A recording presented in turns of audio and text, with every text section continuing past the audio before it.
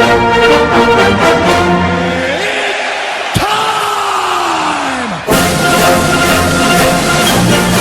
They slayed the dragon!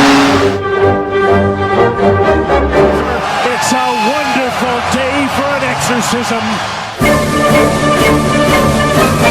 Touchdown Seahawks!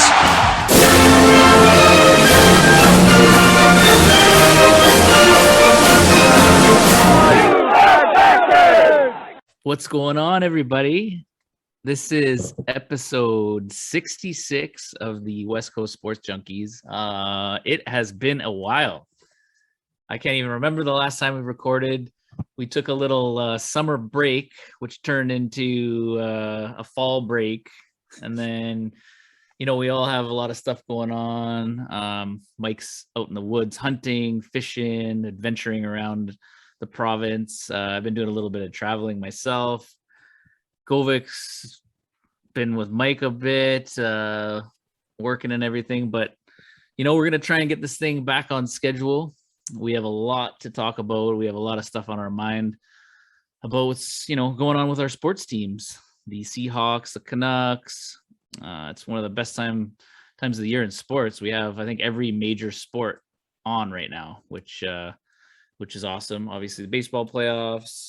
There's still golf going on. And then Mike's favorite, Money Mike, he's going to give us a breakdown and some picks later on in the show. We have a really big UFC card, UFC 280 in Abu Dhabi. So, Mike, it's good to see you on the computer screen again here, buddy. Yeah, you too, man. It's definitely been a minute, hey? Yeah, like when's the last time we recorded? Oh, dude, it's got to be, I think, into July. And I was camping with the family. I think at Cultus Lake, and then Chris was in Croatia. I think it was just you and I that actually recorded. And then, man, that's another. Yeah, just been busy, but let's get back at it. I mean, it's like you said, fun time of year. I'm happy that hockey's back. Just about a week into it. And football's back, and lots of stuff going on. The NBA started today, so that's a lot of fun. Mm-hmm. I know you're not drinking tonight because you just had a rager of a weekend out in Pittsburgh, which we'll talk about a little bit. But I got a Modelo Especial. Okay, that's my drink. Nice. That's my drink tonight. First time I had this beer, I was in Cuba, and then I haven't had it since. When we were camping this year, my buddy was drinking them all the time at the campsite. I'm like, man, this is good beer. So I like Modelo's. Very good. I won't cheers you because I think it's bad luck to cheers with the thing that's not a drink, because I got a nice Aquafina going on over here. Some ice cold water. I mean, I could have a drink today. I'm fine. I'm just a little tired. Gonna just do a mini detox here because we definitely had a few beers over the weekend down in Pittsburgh. Right on. So why don't we start by talking about that? So this past weekend, what'd you do? Let's get on that. So we, we've been trying to do like a sports trip, to a different city in the United States every year. This year happened to be, we look at the schedule. There was a Penguins Tampa Bay Lightning game and a Bucks Steelers game on the same weekend, Saturday, Sunday. We're diehard Canuck fans, but we're also Sidney Crosby fans, and we like to see the Penguins do well. So, that was a cool arena to check out. Beautiful arena. The game was awesome. Is it new? I looked it up, actually. It doesn't really look like much from outside. It's downtown by a university, but inside it's just beautiful, man. Like, great looking rink. It's open to the concourse area in a lot of spots, which we like. So we were sitting there at a bar having a beer, and you can just sit out and watch the game. It's not like Rogers Arena when we go down to get drinks. We miss, 10, 15 minutes sometimes of a period trying to get a beer and make our way back or whatever, right? So did you end up stalking Sid and getting an autograph? No, man. There's a lot of people there. Come on, man. There's a lot of people there trying to get it, Sid. We actually saw where the buses, were stationed there, and I said to Dan, actually, he drives in a Land Rover. I know these things. Okay. Yeah, no, I know, but that's where the parking is, right? And the Lightning were in town, right? So they're a big draw for fans as well. You got Stamkos, Kucherov, all those guys there. But yeah, so we saw where they all parked and kind of went in. So I told Dan, if you were there, we would have definitely been probably out there. We've been standing on the street trying to get it before they turn in. Yeah, no, absolutely. But yeah, no, man, it's just such a cool experience down there. They have BetMGM is a big sponsor, which is crazy. So you could bet inside the arena. They had like betting stations on the game. Through the MGM, like Las Vegas. Like through MGM, the company. Like you know how they're everywhere. So BetMGM, they have an app they have an app launched. So yeah, you literally could. They have machines there. They had people walking around with like a QR code. So we couldn't do it because we could use the machine. We couldn't use the QR code because we're Canadian. You had to be a US citizen to do that or whatever. But it was crazy. Like it's such a different experience than watching a game at Rogers Arena. And I will say, like, their fans, it's definitely not like Bodog. Because Bodog's like your fingertips, right? Right, your seat. Boop, boop, boop. None. Yeah, of course. But it is cool to have that option. Yeah. In the rink, man. It's it was something. But yeah, so that was Saturday. Sunday we went and saw Dan's buddy Tom Brady at Acrisure Stadium, formerly Heinz Field. They got a new sponsor. That was cool, and I was really happy that the Bucks lost. Actually, I wasn't cheering for either one. We hate the Steelers.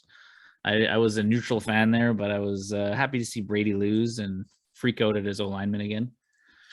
But yeah, no, honestly, the city, it was top 5 of like, I would say like sports cities I've been to. I've been to quite a few, and it was a lot of fun. Like, the city's beautiful.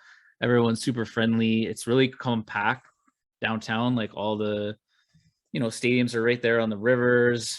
Yeah, it was a fun weekend. Really? I thought it'd be like super industrial, that city. No, man. Like, outside of the downtown, yeah, it kind of feels that way more. It's the Steel City, right? Mm-hmm. But no, downtown was like beautiful. Lots of cool bars, really cool area down by the football stadium, lots of pregame spots. And yeah, we checked out a lot of those. What experience did you like better? Did you like the hockey arena or venue or the football? I don't know. Both, honestly, both. I know I like them both. Yeah, you like sports. Yeah, they were honestly both awesome, sports venues to visit. I'd recommend going to Pittsburgh. Wasn't too bad to get there. We had a quick connection. We flew to Chicago, which is a longer flight, and then it was like an hour and 10 minutes to Pittsburgh. So it wasn't too bad, but I would definitely recommend it to anyone wanting to check out, another sports city, knock it off the bucket list there, because it was awesome. I'd definitely go back. I'd love to go back for even like a Canuck Penguin game or the Seahawks when they're in town there down the road. But it was a lot of fun, man. Yeah, we got to plan a West Coast Sports Junkies hockey trip this year. Definitely. Maybe the Steel City is calling, eh? Yeah. I'm actually going to the Pittsburgh game here on 28th. Oh, nice. Yeah, that's my first Canuck game that I'm going to. Perfect. Yeah, man. But yeah, so I was down in Pittsburgh, and you were also down in the States this past weekend. Hey, what was going on down at the Seahawks game there? Yeah, so I went down to Lumen Field for my first Seahawks game of the year, and I went down with my wife, and it was a sweet moment for me, because my favorite player of all time, if you guys know me, is Sean Alexander, and Sean Alexander raised the 12-man flag, and they put his name on the Ring of Honor. He's the 12th member of the Ring of Honor. And he had his 11 children there in the stadium with him. That is wild. The guy's busy, huh? He does. Yeah, he does not have a TV in the bedroom, man. We need to get him one. Jesus. I think that's probably what he did when he retired. Hey, because I don't remember him having that many kids. No. I even remember like reading his book, because he wrote a book, and it was like he had like 4 or 5 or 6 maybe at the time. I thought that was a lot. See, I was gonna say, yeah, it was like 5 or 6. He's got 11 kids, and they lost one. He's had 12 kids. That's insane. Crazy. Yeah, I don't know. I have no idea about the story about the losing one, but he mentioned it in his speech. So I don't know if you saw the speech or not, but I was like, holy shit, me and Dolly had no idea, but yeah, man, it was a lot of fun. The Seahawks played great, dude. Like, we can get into the Seahawks now since we're talking about it, but yeah, definitely. This year has obviously been it's been well, they started off phenomenal. We're playing Denver against Russell Wilson and winning that game. Like that was almost like the Super Bowl for it felt like for me. And you gotta love this, the 12s and the Seattle fans. They just brought it, man, and they were just yelling the whole time. Yeah, my wife and I were down at that at the home opener there. And it felt like our Super Bowl, and honestly, I've had no expectations for this year. I thought it was a rebuilding year. So like when we won that game, it was unreal. It felt like a playoff game. It felt like an NFC championship vibe. It was crazy. It's hard to explain, but everyone really wanted to beat Russ, obviously, after everything. For sure. And on TV, it seemed that way. Like you see it. And I had people text me like, you can't deny Seattle's fans are the best in the NFL, man. Yeah. So yeah, we had that big win, and then there's been some speed bumps. I would say the biggest surprise, like pleasant surprise, has been Geno Smith. Man, the guy, his efficiency, like super efficient. I think his QBR rating for the league is top 4. Like he's not putting up crazy numbers every week, but he's not turning the ball over. Been super consistent, accurate. And the few games we have lost for the most part, you can't even put them on the offense. No. Up until this past week, it's been the defense. Exactly. And you look at that Detroit game where we put up, like, I don't remember the last time we put up that many points. 40 something, in a game. like 42, 48, I think. I think it was like 48, 45 or something, the final. But yeah, the offense is clicking. And this past week, you can speak on it more. I just can tell from looking at the stats and watching the highlights. Obviously, I didn't get to see a lot of that game. But like it seems like they shut down TK and Lockett for the most part. But a lot of other guys stepped up. Noah Fant, who we got in the Russ trade, that D. Eskridge finally is looking like I think he was a late first rounder. Like that's what we expect of him. And then obviously Kenneth Walker, the third. He had a fantastic game. But they were just doing enough to get it done. It wasn't an impressive offensive game, but the other pleasant surprise, like, Pete's going to get something figured out with the defense. And, I hope it wasn't just because we're playing the Cardinals, but man, that D looked good, led by our rookie class, Tariq Woolen and Kobe Bryant. What did you think about the defense in person there? Yeah. When we went down there and we were sitting in our seats and the Arizona Cardinals had the ball in the first half for the first time, and they were just marching down the field like it was like easy for them. We're like, oh my god, like it was just like he was just getting silenced, like, and everyone in our section is just talking about how bad the D's been and blah blah blah, and they got right down to the goal line basically, and we were able to hold them to 3. And I'm like, that's huge. Like that's what we need to do, right? Sure. We came back down. I think we got a field goal, or maybe we scored. I can't remember, but we held them to 3 field goals. And you could tell that the Cardinals didn't respect our defense at all either. They went for it on 4th and 4, 4th and 2 multiple times, like in scenarios where you would probably not do that, right? So yeah, definitely the big takeaway from this weekend was the defense overall so far in the season has been how shitty our defense has been, because like we just can't make the stop. But the pleasant surprise is the offense, and we're 3-3. We're still in it. I mean, in our division, we're still tied for the division lead right now. Exactly. Yeah. So the NFL, man, is just wild week to week. Like it was looking like San Fran, because the Rams have been struggling, lots of injuries. All that, they haven't looked great. Like San Fran looked like, to me, the clear front runner for our division, whatever, right? This past weekend, they get blown out by Atlanta, who has looked terrible, man. Like that's one thing you gotta love about the NFL. Week to week, sometimes you just never know. But like you said, we're in it. We're 3-3. I mean, it went from me thinking after that week 1 game, it's like, that was our Super Bowl. See what happens. I was fine. I knew we weren't going to tank. I was thinking, honestly, we'd probably get 6 or 7 wins this year, looking at the schedule. That still is possible, but the way it's looking right now, it looks like we could be like a 9-10 win team and maybe get into that last wild card spot. Yeah, it'd be crazy, dude. I mean, if we make the playoffs without Russell Wilson, and I'm not gonna lie to you, dude, I'm loving. Oh, we gotta get into that. We gotta get into that over there in Denver. That's a good segue. We might as well get into that. The memes that are coming out, man, it's hilarious. He's like, let's ride. the- You see him on the little like toy pony. Yeah. And all the let Russ cook, and he's got like hot dog wieners and a bowl of cereal Yeah. and stuff like that. But yeah, while we're on that, man, how about the Broncos and Russ? Like, let's just start on from our perspective as Seahawks fans. Like, you look at that trade now. I know it's still early. I honestly think Denver's they're not gonna turn it around because that's a tough division, but they'll be better than they have been. I don't know if it's the offensive coordinator or the head coach. He doesn't really seem to know what's going on. He's just not getting a lot of help. The only thing, that defense has been really good for Denver, but I'm getting ahead of myself. So yeah, back to that trade. Like, you look at what we got. So Russell Wilson, get rid of him. It sucks. We were happy, with him he did a lot for us, helped us get a Super Bowl, all that. We're moving on. I was not happy, man. I was not happy. I can't even remember how I was, because it's just like you said, it's so entertaining seeing. I was almost numb for all summer long. Numb. I couldn't talk football.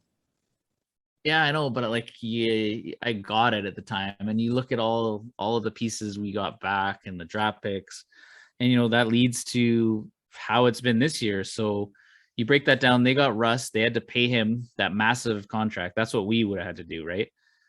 Seahawks clearly didn't want to do that. So Russ goes there. We don't have to pay him. So that's the first win right there.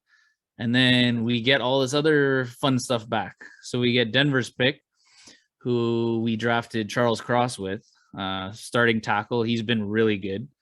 He's been one of the best graded rookie tackles this year. Then you get the next pick we got from them was the second rounder. We took Kenneth Walker, the third. Okay, look how good he's been this year.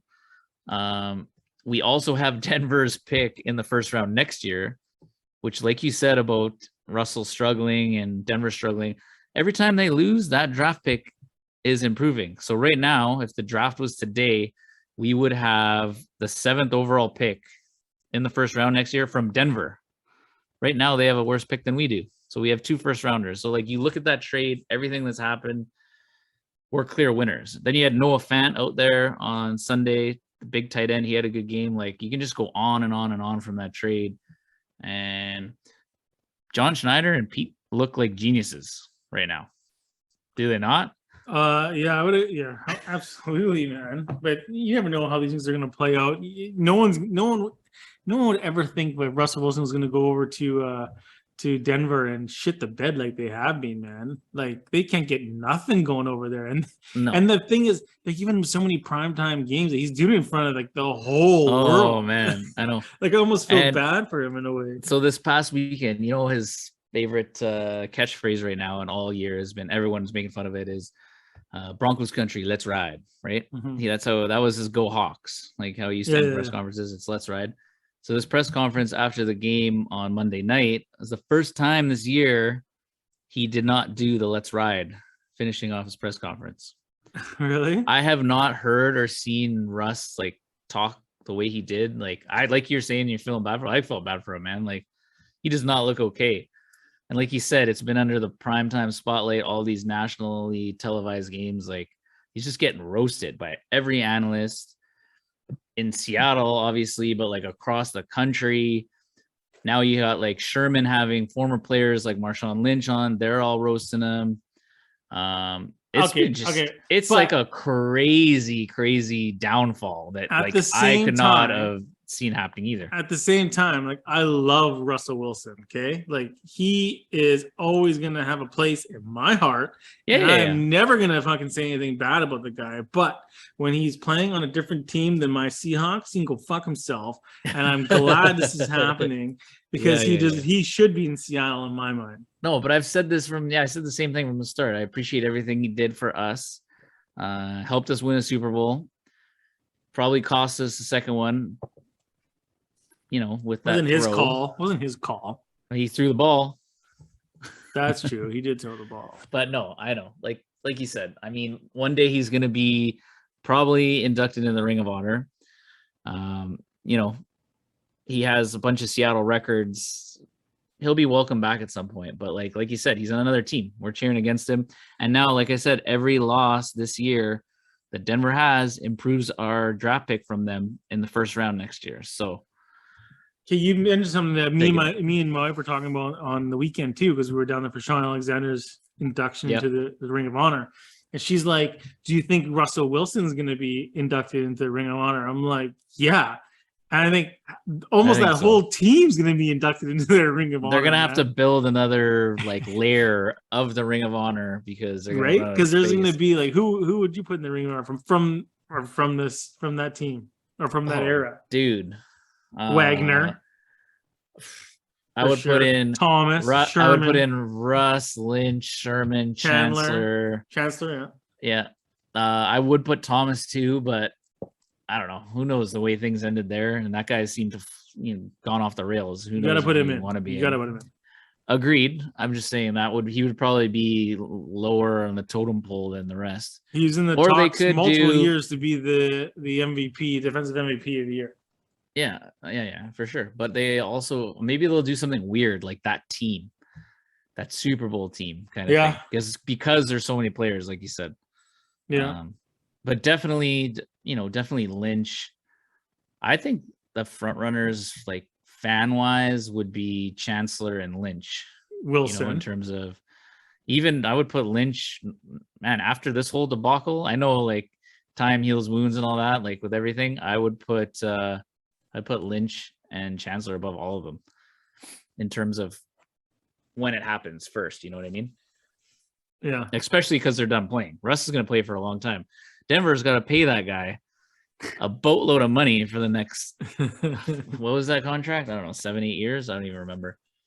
But yeah, no, man. It's just been incredible to watch that downfall. And then, like I was mentioning, I don't know if you've seen some of the interviews on podcasts and stuff. Like it's been nuts. Like all his former teammates have been ripping him for the most part. Lynch. Well, I heard. Yeah, I guess I have listened to it. They're saying that he's like a prima donna and this and that. Wouldn't go out with the team. Yeah. And then this is a crazy one. Even during those, like before he got to how he is now, it wasn't like around the Super Bowl time, but it was like the few years after when he started getting bigger, when he started dating, we've said it all along, fucking Sierra is a problem. Yeah. Right. When he went all Hollywood. Right. But yeah, so Lynch was saying on Sherman's podcast, in Lynch speak, like, I went to war with you on the football field and I can't pick up the phone and call you directly. And I was like, I listened a bit more, and Sherman and we were talking back and forth. So they had to go through his business manager to get him on the phone. Are you serious? Yeah. Like it wasn't like a direct line to Russ. It'd be like, they'd call his manager and then I guess, if Russ was whatever, they would take a message and then like Russ would call him back or something. And that was Lynch's big things. Like I went to war with you on the football field and I can't pick up the phone and call you to talk about something that popped in his head about the game or about the next game or this or that or whatever. So I don't know, man, there's a lot of stuff coming out and it's telling because, you think back to that Super Bowl loss. I know it wasn't just him. It was the defense. They gave up 10 points of Brady in that fourth quarter. But I mean, the fracture of that play and what it did to that potential dynasty we had. I think it was all like the division in the locker room. It seems like those other core guys, especially on the defense and some on the offense, I've heard too, like Lynch, really were not on the same page with Russ and felt like Pete gave him special treatment or something. Yeah, well, I've said it on this podcast before, and he's just too clean cut, and the story's going to come out one day that this guy rapes puppies. So it's coming out. Wait till I don't know. I hope it's not that, man. Jesus, but I agree, he's too like clean cut. Yeah, be like a Tiger Woods type story. Totally like Tiger Woods. All right, Mike. Well, you didn't really give me a good segue there into the next topic after that, so let's just move right on from that one. All right. Okay, before we get into the Canucks, because they're do we gotta get into the fucking Canucks? That's why let's just take a second here and we'll just let's talk some other sports. You mentioned already that the NBA season started today, which is awesome. I'm excited about that. I don't have high hopes for my Lakers though, unfortunately. They got absolutely smashed tonight by the Golden State Warriors, and they actually got their rings today. before the game. So I watched that like for 5 minutes. I watched a bit of it. The ring ceremony was pretty cool. The owners were out there. They brought all the players out, got their championship rings. So it was cool to see. Talking about that, did you see Colorado get their rings? I did not. You didn't see it? Mm-mm. Craziest thing I've ever seen. They each got a box. You gotta look it up. Okay. They each I saw it, but I didn't see it happen. Yeah. They opened the box and it's a video of them celebrating. Crazy. I did see that. Okay. I just didn't see the ring ceremony. I thought that's what you meant. But no, yeah, that is awesome. But yeah, so you know what? I'm just gonna go out here and make a quick prediction here for everybody. If you want to place a bet on basketball this year, that the Warriors are going to repeat as champions. I think they've only got better. There was that incident. I don't know if you saw this. Did you see Draymond Green punch out Jordan Poole? No. Practice? No. Oh man, it was wild. So there's like rumors of it happening. There was like a little kerfuffle at practice or whatever, and then someone leaked the video. TMZ somehow got a hold of it, and they're just like everyone. When you could see listening to Steve Kerr was at practice, you can see Steph Curry, and then you see Draymond and Poole kind of like chirping at each other or whatever in the background. You see Draymond Green walk over and kind of bump chest with Jordan Poole. Poole gives him like, a shove and then just kind of stands there, and Green just clocks him and drops him. Absolutely drops him. Well, you know what? That shit happens, man, in the NBA. I mean, Jordan was not really for liked. Sure. The thing is, though, and that's why like he stepped away from the team for a little bit. He wasn't suspended. They dealt with it internally. The thing is, that stuff happens, but normally the video is not leaked, right? Yeah, you keep it in. You keep it in the locker room. You don't leak that shit. Someone needs a paycheck or something. So they're investigating because it must have been someone, someone that was in the Warriors facility. So they probably got to work for the team. It wasn't like an open practice to the media or whatever, right? Mm-hmm. So we'll see if they figure that out. But yeah, anyways, back to my pick. They got over that. They both look really good today. It's like you said, they're teammates. It's business. They're there to win another title. So I think they're going to get back to the finals. I think they're going to play the Milwaukee Bucks. I think they're going to beat Boston in the Eastern Final. So do you have the odds on that, my friend? No, I don't. Don't have them on me. Well, if it's like going to pay me, I'll put some money on it. But if it's just like they're favored, they got to be favored. They'll be favored, yeah. But I like you could probably do a matchup, right? And that also could be one of the favored matchups. But it's still hard to hit them both things. But yeah, I think they'll repeat. Their team's even deeper. The young guys gained a little more experience from that title run. I think they'll be good. So, yeah, basketball is back. That is fun. Let's jump into baseball real quick. I mean, we missed so much.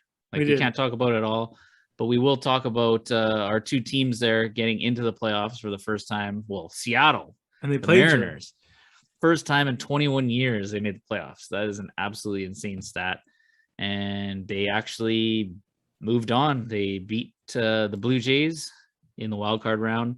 Crazy epic comeback in game 2 of that series, which was unfortunate. I mean, I was happy with either one of them moving on. It was cool to see them both back in the playoffs, and I think they will be. Like, they both have really good teams, some good young pieces. I think they'll be back for years to come, we hope. But the next round, the Mariners got swept by the Houston Astros, who everyone dislikes. So, yeah. Fuck those guys, man. Yeah, the cheaters. I mean, I think everyone in the world will now be cheering, because a lot of people normally cheer against the Yankees, right? Because the Yankees, whatever, they're usually in the playoffs. They're around a lot. It's kind of like a bandwagon-ish type team, people feel like. But anyways, they're playing the Astros in the ALCS. So I think a lot of people will be cheering for the Yankees there. Are the Dodgers still in it?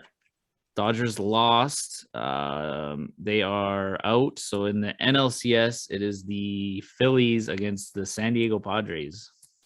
I'm going for San Diego. Been there. And the Phillies actually won today, so they took a 1-0 series lead after you said that. But I'm also going for the Padres there. But yeah, you know what? I'm not too interested now in these next two, championship series, because my teams are out. But I will definitely watch the World Series, and I just really hope the Astros are not in there. But yeah, so there, we got a couple other sports in there.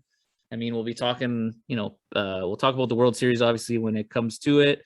And we'll be checking in on some basketball here and there throughout the weeks. But now we can get to those good old Canucks, huh? Vancouver Canucks, man. Another great start to the season. We're 4 games our in team. here tonight. 4 losses. Oh, we set a record. I mean, we're breaking records, Ty. I mean, that's a positive, right? Breaking records. We're the first team to ever lose 3 straight in regulation with multiple goal leads. And I'm not gonna lie to you guys. So they came out of the gate blazing, man, against Edmonton in game number 1. We go up 2 or 3-0. I can't remember where it was, but 3-0. And then tell the people what you texted me. Okay, so we go up 3-0, and like Pettersson looked bigger. He looked like stronger on the puck. This is in the first period and second period. They looked just phenomenal. And I told Ty that we should start planning the parade now. Is that what started this losing streak? That's exactly right when I texted that. What happened? They scored, and then they came back, and then they beat us. And then the next game, we go up 2 goals, and they came back and they beat us in the third period. The next game, we're up 2 goals.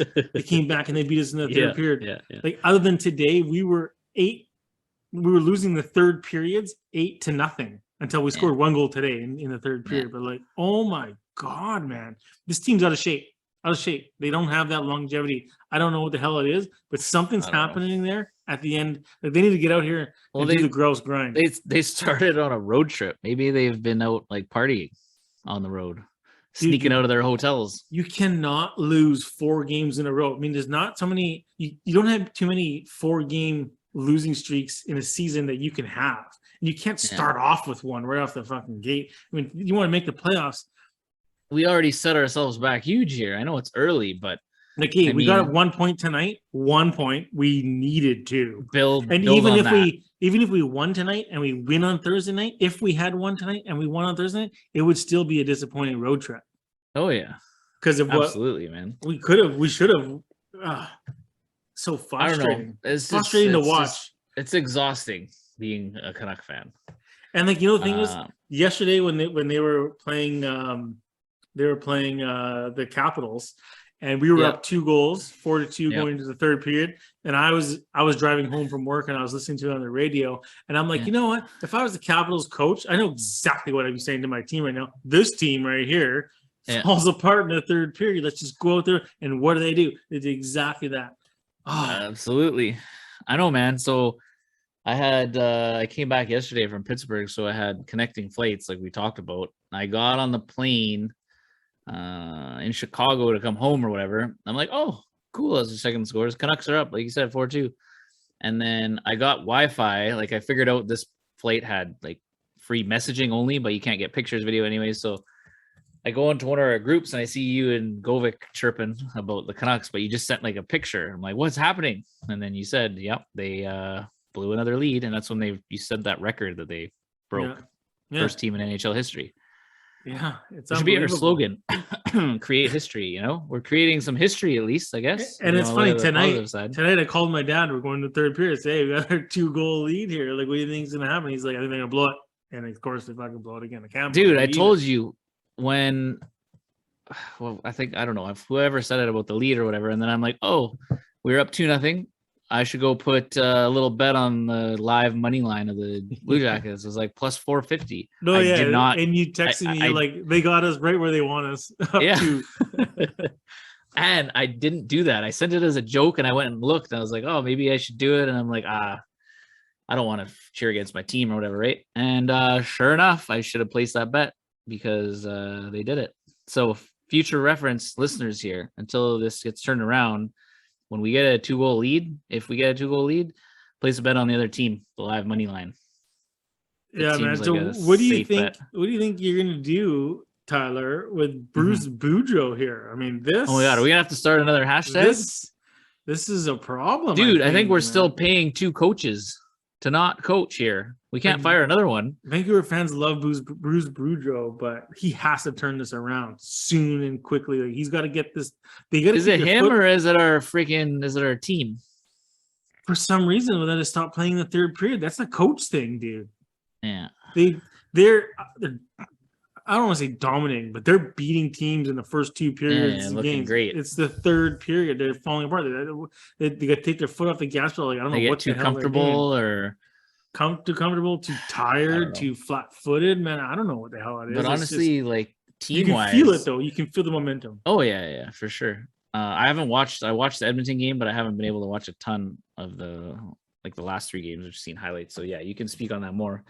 But I mean, on paper, like I think like our defense is one thing we talked about, like improving, and they did not improve our defense enough, I don't think, in the offseason. Another big addition, he finally played tonight. Mikheyev there. Mm-hmm. He didn't play the first three games. I mean, he played tonight and we got a point. We also still blew a lead though. I don't. No, I know. And they're he's also supposed playing to be a PK specialist, and our penalty kill has been terrible as well.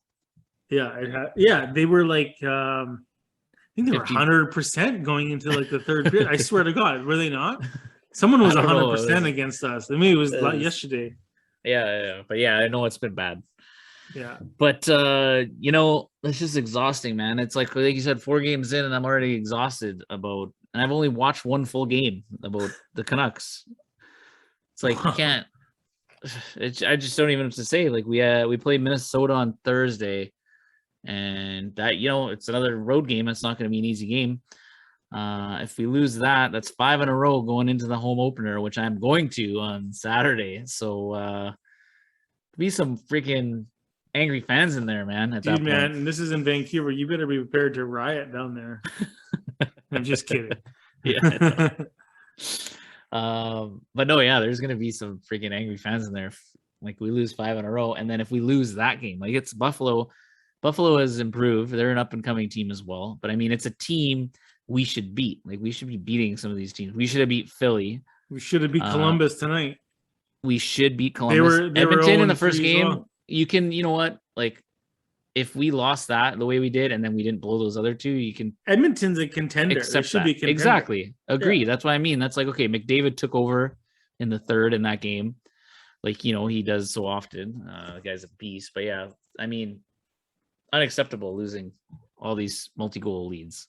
We mentioned that record we have now for the first time in franchise history. We have lost 4 games before the home opener. And we have had long road trips before to start season. So it's not like just because this is a long road trip. Like we're setting all the wrong kinds of records here.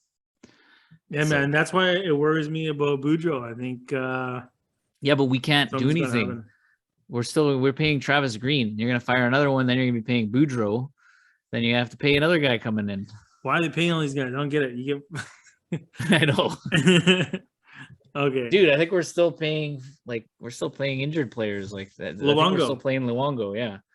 So, I mean, yeah, I don't see ownership, wanting to pull the plug here on Boudreaux. But I mean, yeah, like if we keep losing, what are you gonna do?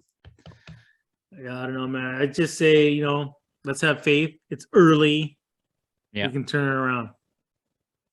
Yeah, just one little 4-game winning streak, and we're back to 500, and then we'll go from there. That's it.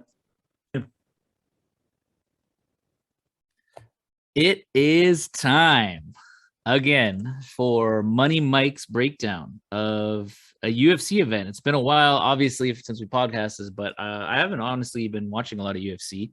It seems like, but it feels like it's been a while since we've had a pay-per-view card. But it is worth the wait because this is a stacked card.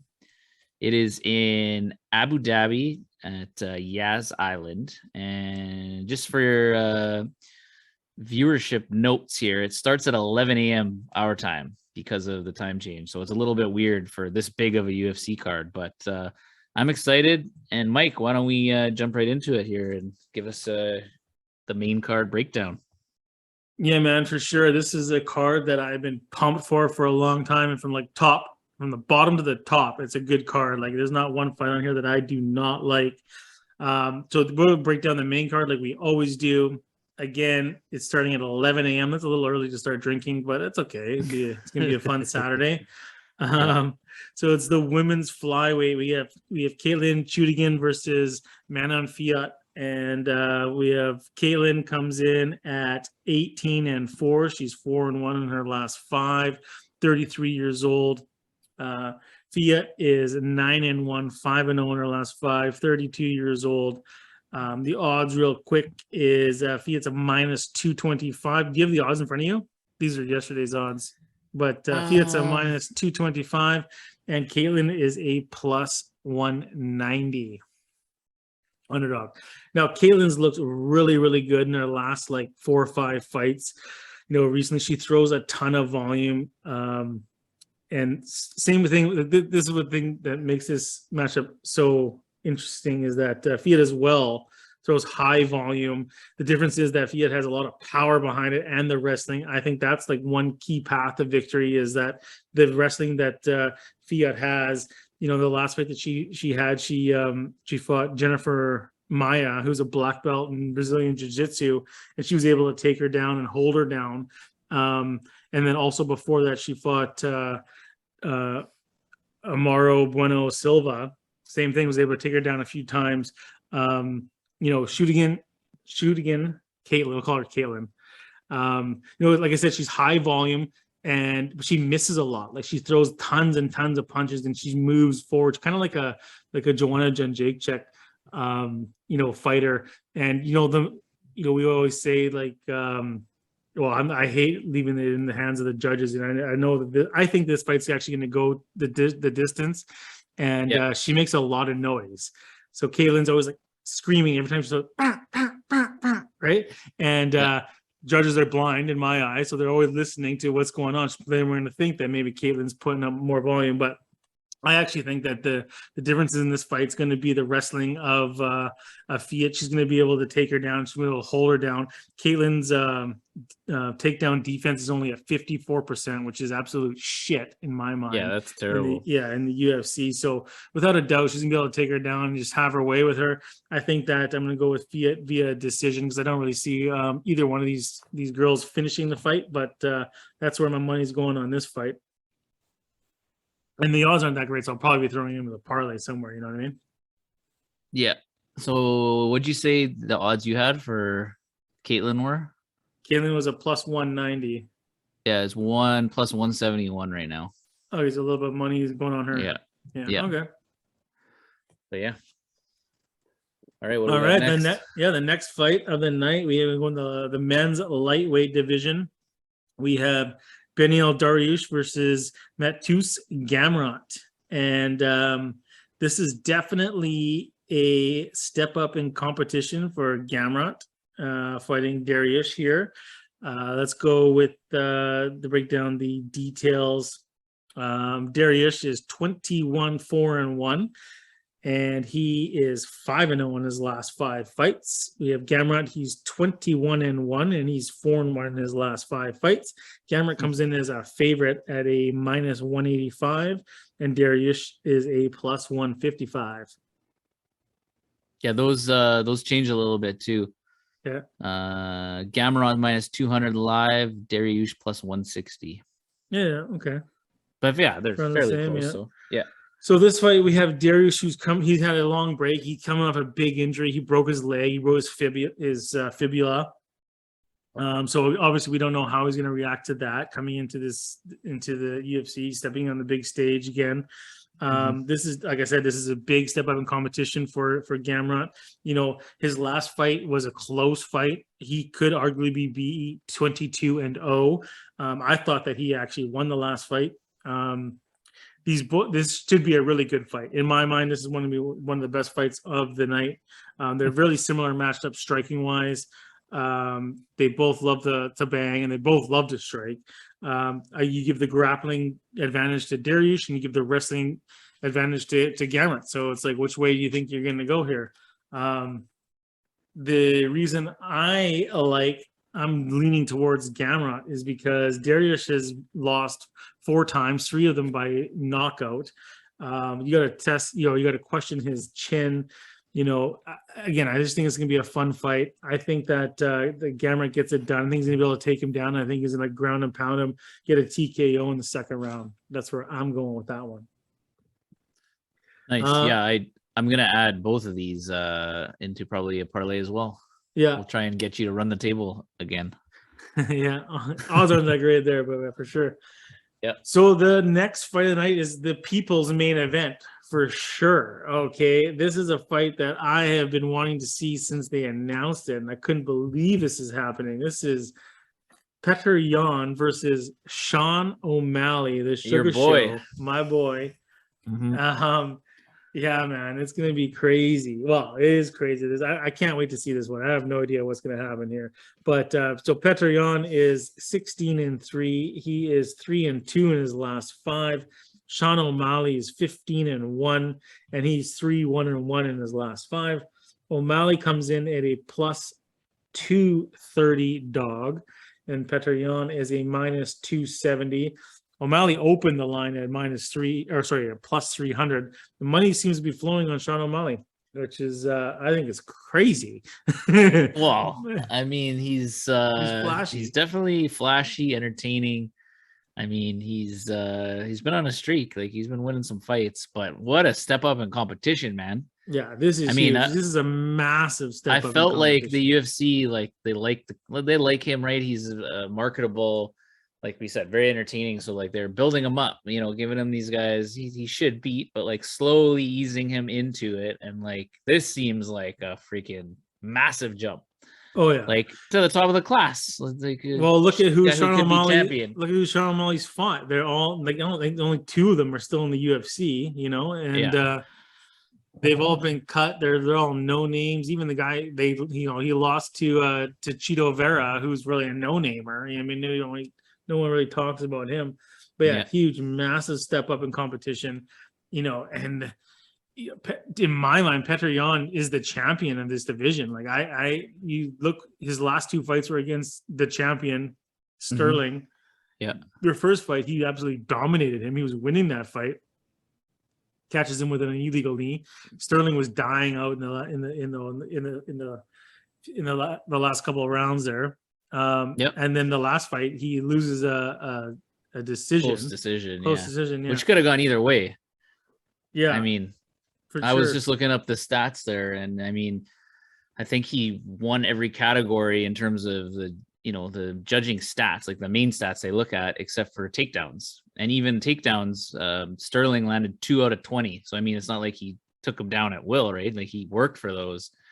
But he had more significant strikes by a slight margin, and then just striking, he landed a lot more shots, higher percentage. So yeah, man. So, and then, like I said to you, in my mind, Yan is the best in this division, and he's going to be fighting this guy. And I don't think O'Malley's fought really anybody. The UFC's really, really, done O'Malley a lot of favors. They've set him up with nothing but strikers. O'Malley's is a world-class striker. We don't really see him on his back much. I've only seen him on his back once when he had a broken foot. And, he still pulled off the win, but, he wasn't really able to do much. I mean, Petr Yan's going to freaking bring it here. He's going to be able to I think for sure, be able to take Sean O'Malley down. We're going to see what he can do. Petr Yan's going to be coming at him. We're going to see O'Malley's what O'Malley get hurt. Does when he's not screwing around trying to make the fight entertaining. Yeah, I hope he's not showboating in this one, because this guy, I think he's smart enough to know that he can't afford to do that here, but we'll see. That's why it's such an intriguing fight, like he said. So yeah, the pressure is going to be on O'Malley for sure on this one. Like, he's not going to be backing up and just want to sit there and bang with him. He'll be looking for takedowns.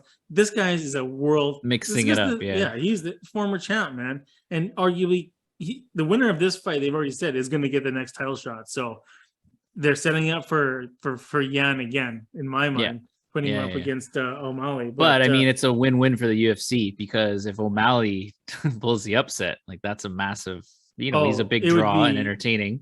It would be insane if he won this. Yeah. And then at the same time, if O'Malley, they're smart, because O'Malley loses to Yan, it's not like, it's not a huge disappointment for his young career, right? Because that's, like we said, a huge step up, but he could still, bounce back quickly. He fought at top of the division, and maybe you get him to like the mid-tier guys again, but yeah. And Jan's not a stranger to really good strikers. Like, he dominated Jose Aldo, who in my mind is one of the best strikers in fucking ever to fucking step into the octagon. So I mean, I don't know. I'm gonna take Yan in this fight. I think Yan's gonna finish him. I think he's gonna finish him in the second round via TKO. Wow. Probably take him down. And he's just gonna fucking your boy. dominate him. I just don't see it, man. I don't see it. Crazy. Yeah, I that's thought where you'd I'm be going. putting a little flyer pick on O'Malley. No, I'm not. I'm not, because I'm actually a Jan fan too, man. I think that guy's amazing. All right. All right. We'll Okay. see.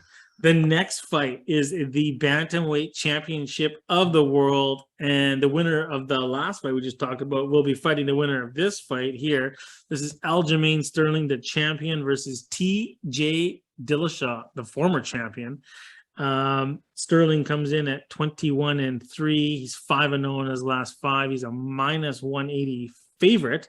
TJ Dillashaw 17-4. He's 4-1 in his last 5, and he is a plus 150 dog. Now, this I feel like is a great matchup for TJ Dillashaw, going in there with Aljamain Sterling. One reason is because I look back at the first fight between Sterling and Yan, and when you see Yan gassing out at the end of their fight, Dillashaw, is going to bring the pressure. I mean, one thing he's got on his side is cardio. You never can question that. For sure. It's a very winnable fight, I feel, for Dillashaw. The only issue, it's got to be is like, do you think? I mean, I'll ask you. Do you think that Dillashaw is at the top of his game? I don't know, man. It's tough to say. Yeah. I don't think that he's like. I don't think he's fallen off, but I think that he's definitely not where he was. He's not the same, that he was. I mean, it's another intriguing fight because of that reason. I mean, we know Sterling's going to bring it. I don't know how he's going to look against, the champ. Yeah, he's 36 years old now. This is Dillashaw. He's not in his prime anymore.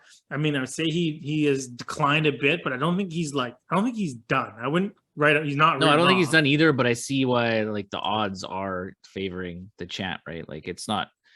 I think he's minus. Let's see, the live odds minus 175 for Sterling, 145 plus 145 Dillashaw. But yeah, no, I honestly think Sterling. I think Sterling will beat him in a decision. But I wouldn't be shocked if Dillashaw had one of those vintage performances that he has in the past, out of nowhere. Yeah, it was so I remember you saying that Sterling was able to take down Yan a few times in their last fight, right? Yeah. And so TJ has phenomenal takedown defense, 86% takedown defense. And the biggest thing is that he's able to get up every single time. He's only been taken down and they've been able to stay on top of him for 1% of the time of his entire time in the octagon, something crazy like that. So no one's been able to control TJ on the ground. They can take him down, but he gets right back up and he brings it. And like I said, I think it's the gas pedal that he has, and he's going to be able to put the pressure on him. He's going to bring it for 5 rounds. I know he's got 5 rounds in him. I haven't seen Sterling go that distance for many times. As many times as I've seen TJ do it. So I'm going to go with TJ. I think he brings the pressure. I think he's going to win a decision in this fight. Oh well, I'm going with Sterling via decision. All right. Okay, so the last fight of the night. This is the one that I've been wanting to see for a long time. That's the lightweight championship of the world. Charles Oliveira versus Islam Makhachev. Oliveira is 33-8. He's 5-0 in his last 5 fights. He's a plus 155 dog, and Islam is 22-1. He's a 5-0 in his last 5, and he's a minus 180. Islam opened up at a minus 300, so the money has been flowing towards Charles. But this is a tough fight to call because Charles has looked so damn good lately that it's how could you pick against him? He's always got a chance. Dude, we've talked about that. Striking, I picked against him against Gaethje, and he keeps proving us wrong. It's I don't know, man. Makhachev looks unbeatable though. He just it's interesting because none of these fighters that he's fought recently want to take Oliveira down, right? Because he's got such a great ground game. Yeah. I mean, we know Makhachev's taking him down on the ground. Taking him down. So we're gonna see what happens here once he gets him down to the ground. And once he gets on the ground, Makhachev's gonna have to be on his game. He's gonna have to mind his P's and Q's because Oliveira is going to be Oliveira's looking for the arm submissions. Yeah, exactly. He's a top of the food chain when it comes to Brazilian jiu-jitsu. So I don't know. It's a tough one to call in my mind. I'm going to go with and the thing is too is Charles' striking has been phenomenal. Like Gaethje, who's a striker, who's a heavy I know, that's hitter, what I mean. We keep dropped him with his picked first against punch. him, and he's keeps proving everybody wrong. I know, and for man. that reason, I'm sticking with Oliveira just for that fact. I probably won't include this in my parlay because I don't know, man. I think I see Makhachev also just dominating and I don't know, winning the fight. I mean, I feel like I've said that about these last 3 fights, but that's the way it is. Like it's such a good card. Don't really know what to expect. It's a tough one. Charles is a true kill or be killed fighter. He's lost to guys like Donald Cerrone, Pettis, Cub Swanson, Max Holloway. He goes out there and he's going to put it on the line. But I just think Makhachev's going to get it done this time. I think he's going to, get him down to the ground and just ground and pound, and he's going to be the champion. I'm going with Makhachev in this fight. All right, guys, that was episode 66. We're going to try to get back here more regularly. It might not be every week, but thanks for joining us, and we will see you soon. Cheers. Cheers.